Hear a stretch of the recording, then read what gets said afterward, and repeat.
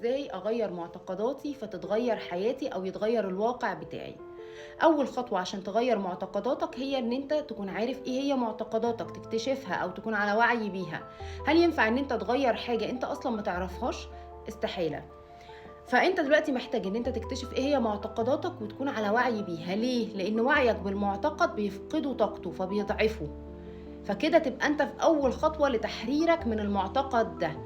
على العكس، لو انت مش واعي بالمعتقد، المعتقد ده بيتغذى على طاقتك وهو اللي بيمتص الطاقة بتاعتك وبيخليك دايما في تردد سلبي. تمام؟ فاول خطوة ان انت تكتشفه. طب ازاي بقى اكتشفه؟ شوف مشكلة بتتكرر بشكل مستمر في حياتك، خسارة مالية، تصرفات معينة من شخص معين، احساس ان الاشخاص اللي حواليك كلهم مضطهدينك او محدش بيحبك. ايا كانت المشكلة اللي بتتكرر معاك في مواقف في مواقف متكررة او مع اشخاص مختلفة بيعيدوا نفس التصرف. هات ورقة وقلم وابتدي اكتب كل ما يتعلق بالمشكلة اللي انت حاسسها دي، بس سيب القلم هو اللي يكتب، مش انت اللي تكتب. القلم هو اللي يخرج كل اللي جواك. ما تقعدش تفكر اكتب ايه وما اكتبش ايه. بعد ما تكتب اقفل الورقة والقلم، قوم افصل واشرب كوباية مية وافصل تماما. وبعد كده ارجع هات الورقة والقلم وابتدي ان انت فرغ المعتقدات اللي خرجت معاك نتيجة الكتابة دي. يعني مثلا لو بتتعرض لخسارة مالية فلقيت نفسك مثلا كاتب في الورقة ان مثلا الاموال بتيجي لاشخاص عندها قدرات ومواهب، وان انا ما عنديش قدرات ومواهب فالاموال مش هتجيلي. او ان الاموال بتيجي للناس اللي هي مثلا اهلها ليهم مستوى معين وانا اهلي مثلا مستواهم غير كده فانا مش بتجيلي الاموال. او مثلا الاموال بتاتيني بس بعد صعوبه ومشقه وبتعب. اي معتقد يقابلك فرغه واكتبه في الورقه دي، في ورقه تانية يعني. اوكي؟ وبعد كده ابتدي بص على المعتقدات اللي عندك دي. تمام؟ معتقد معتقد حلله. اسال نفسك، هل مثلا لو انت كاتب ان مثلا الاموال بتيجي بعد تعب ومشقة كتيرة جدا، اقعد مع نفسك فكر انت جبت الكلام ده منين. افتكر الموقف اللي انت مريت بيه وهو صغير فتقلك الكلام ده، او شفت حاجة في البيئة المحيطة بيك فانت حللتها على ان هي دي الحقيقة وترسخت جواك وفضلت تتكرر جواك لحد ما بقت عندك كأنها حقيقتك. انت خلاص بقى هو ده المعتقد بتاعك. تمام؟ افتكر الموقف او الحاجة اللي وصلتك ان انت تعتنق الحاجة دي وتشوف ان هي دي الحقيقة. بعد كده ابدأ اسأل نفسك سؤال، هل فعلا دي الحقيقة؟ يعني هل مثلا مفيش ناس محققة نجاح بسهولة وبيسر؟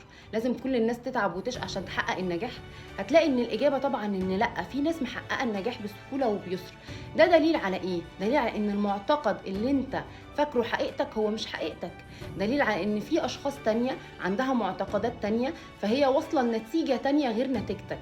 ودليل برضو على ان انت لو غيرت المعتقد ده فانت هتوصل لنتيجة تانية. وهنا بقى النقطة المهمة جدا، ان انت بعد ما وعيت بالمعتقد وضعفت الطاقة بتاعته ووصلت لجذوره وايه هي المشكلة اللي اتقالت لك وهل الكلام اللي اتقالك ده كان صح ولا لأ، وبعد كده شفت اشخاص تانية معتقدين اشياء تانية فهم محققين نتائج تانية. هنا بقى النقطة المهمة اللي هي زراعة المعتقد الجديد، ان انت تبدل المعتقد القديم. خلاص انت كده فككته، ضعفته. تمام؟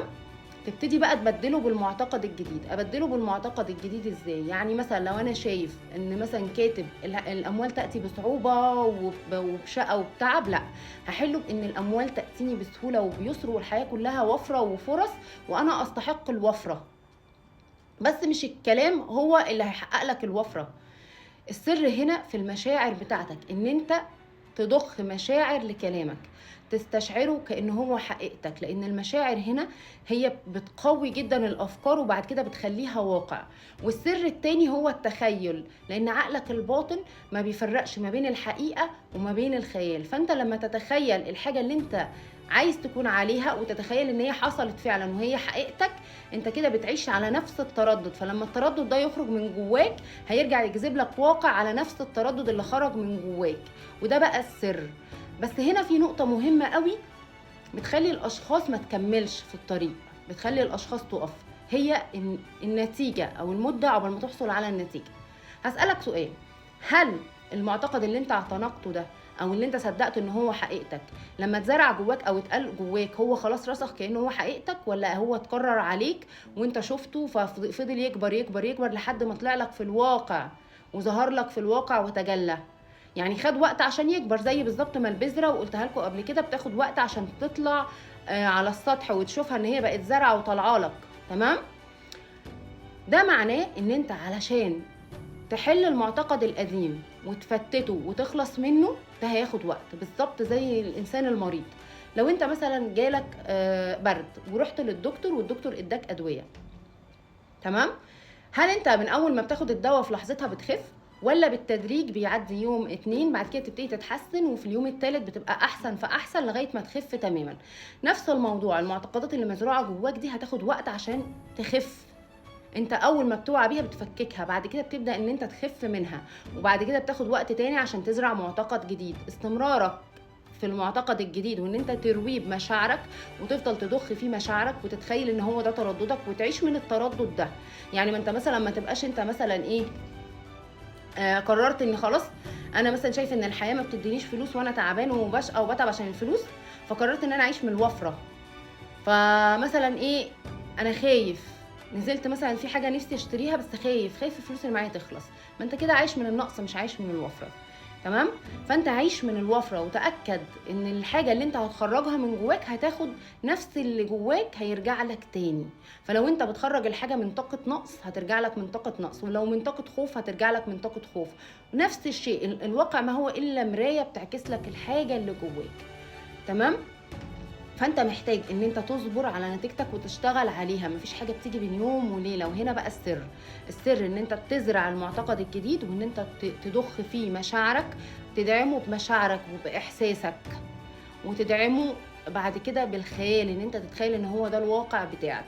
عمرك فكرت مثلا ليه المواقف السلبيه او التوقعات السلبيه جوانا بتحصل بسرعه جدا غير التوقعات الايجابيه؟ يعني مثلا لما بتوقع مثلا ان انا مثلا هكسب مليون جنيه ما بيحصلش، لكن لو مثلا توقعت ان انا مثلا هيحصل لي مثلا هخسر عربيتي مثلا، فتلاقي معظم التوقعات السلبيه بتحصل. ليه؟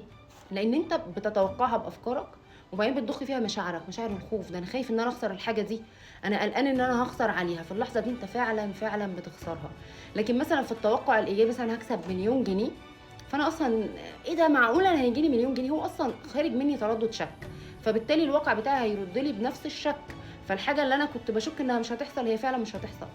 بس فهي دي الفكره كلها، الصبر على النتيجه، على تغيير المعتقد. لازم تشتغل على نفسك، مفيش حاجه بتتغير بين يوم وليله، الموضوع كله بياخد خطوات، ستيبس. لو مشيت عليها واستنيت بعد كده هتحصد الحاجه اللي انت زرعتها جواك، هتحصدها في هيئه واقع مختلف تماما.